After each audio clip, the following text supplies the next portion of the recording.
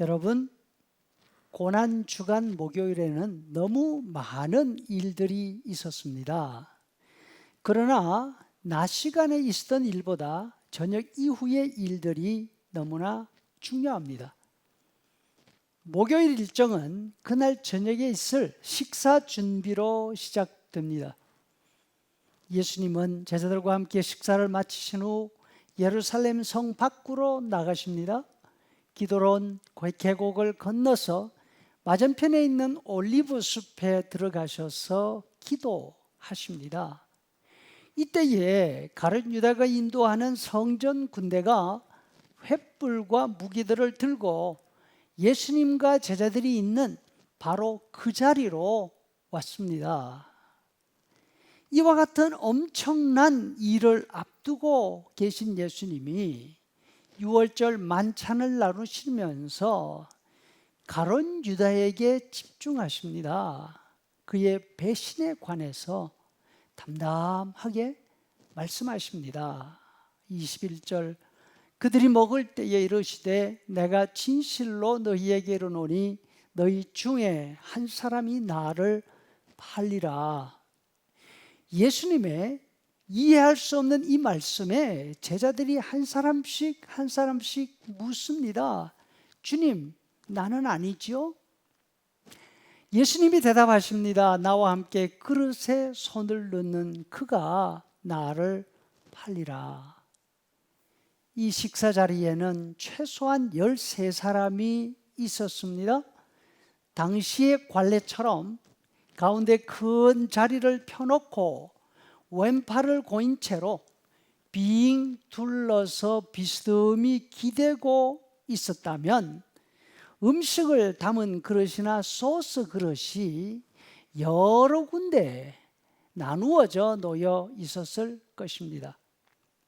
그래서 같은 음식에서 같은 그릇에서 음식을 가져다 먹는 사람은 많아야 두세 사람에 불과했을 것입니다. 나와 함께 그릇에 손을 넣는 사람, 다시 말해서 예수님과 같은 그릇에서 음식을 가져다 먹는 사람이라면 예수님의 오른편이나 아니면 왼편에 있는 사람 정도였을 것입니다. 예수님 앞쪽, 즉 가슴 쪽에는 요한이 있었고 그 건너편에는 베드로가 있었습니다. 베드로는 요한을 마주 보면서 요한에게 고갯짓으로 사인을 보냅니다. 요한, 누구를 말씀하시는지 물어봐. 요한이 고개를 뒤로 하면서 예수님께 묻습니다. 선생님, 누굽니까? 내가 빵에 소스를 찍어서 주는 그 사람이다. 이렇게 말씀하시면서 가룟 유다에게 빵 조각을 주셨습니다. 그날 저녁 예수님은 유다를 일부러 예수님 바로 옆자리에 앉히신 것입니다. 빵을 주시면서 하려는 일을 바로 해라 하셨습니다. 가룟 유다는 그 말씀을 듣고 곧바로 자리에서 일어나 밖으로 나갑니다. 이런 일이 바로 있기 전 예수님은 식사하시다가 식사 자리에서 일어나셨습니다. 미리 준비해 놓은 물을 대야에 부으시고 제자들의 발을 일일이 씻어 주십니다. 다 마치시고 난 다음 말씀하십니다. 내가 주와 선생이 되어 너희 발을 씻겼으니 내가 너희에게 행하였지 너희도 행하게 하려 하여 본을 보였노라. 식탁에서 진행되는 예수님의 행동은 유다에게 집중되어 있었습니다. 이처럼 반복되는 예수님의 노력에도 불구하고 가룟 유다는 자신의 생각을 바꾸지 않습니다. 예수님을 따르는 제자들이 할 일을 행동과 말씀으로 보여주시고 일러주셨습니다. 또 유다를 보시면서 네가 진행하고 있는 일 바로 해라.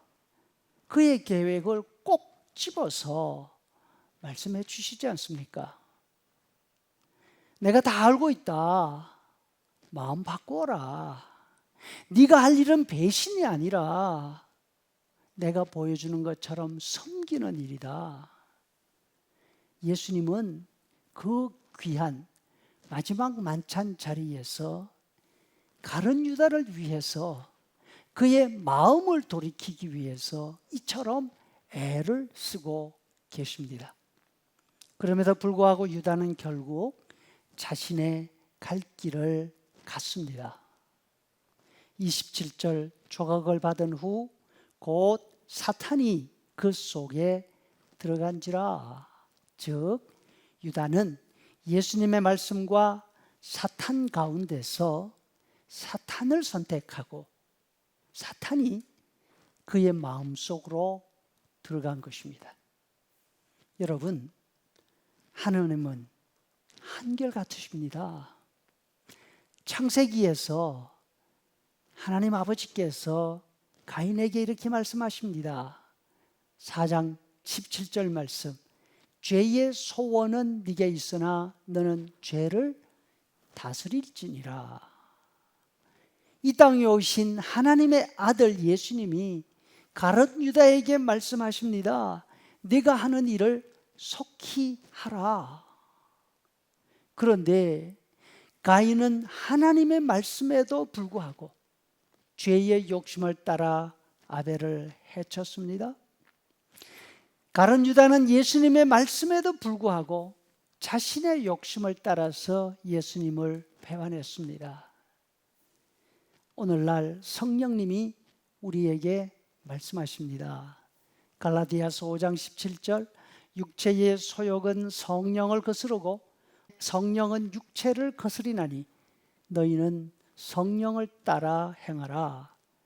그리해야 육체의 욕심을 이루지 아니하리라. 여러분, 다음 차례는 우리입니다. 우리는 하나님의 말씀을 들으면서 어떤 선택을 해야 할까요?